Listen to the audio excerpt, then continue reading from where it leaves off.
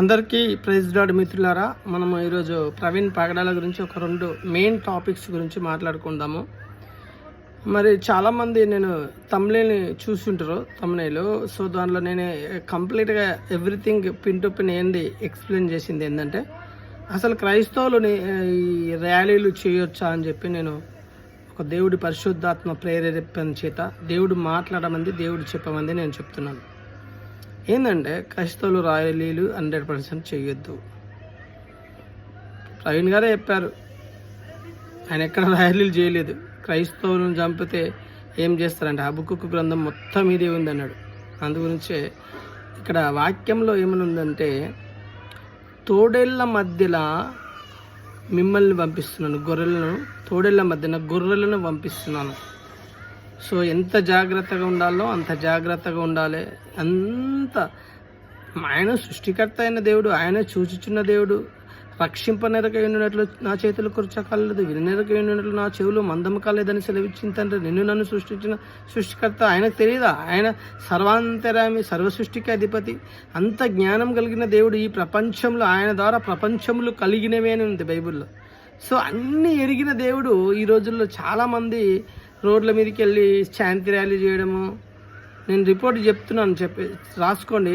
అది 100% హత్య. కానీ ఏంటంటే అది ఒక యాక్సిడెంట్గా చిత్రీకరించారు.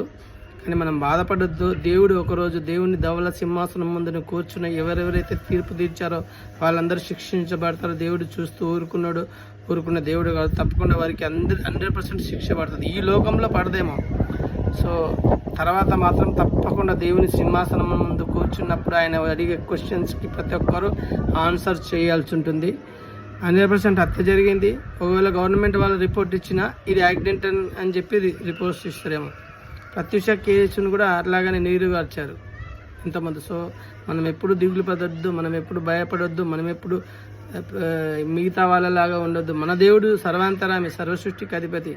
మనం ఎవరి మీద ఒక చెంప మీద కొడితే ఇంకొక చెంప చూపించమన్నాడు దేవుడు. ఎంతోమంది అసలు యేసుక్రీస్తు ప్రభు అయిన శిష్యులే 11 మంది హతసాక్షులుగా అయినారు.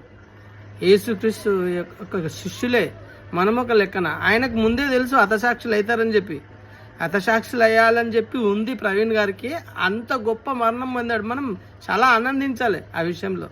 సో మనము ఏ విధమైనటువంటి ర్యాలీలు చేయొద్దు. గవర్నమెంట్ వారికి సహకరించాలి. ఎలాంటి రిపోర్ట్ వచ్చినా, ఎలాంటి బాధలు వచ్చినా, ఎలాంటి ఇబ్బందులు వచ్చినా మనం ఇబ్బంది పడొద్దు. దేవుని మీద ఆధారపడుకొని దేవుని మాత్రం ప్రార్థన చేయాలి. Thank you so much. ఈ వీడియో నచ్చితే లైక్ చేయండి, షేర్ చేయండి, సబ్స్క్రైబ్ చేసుకోండి.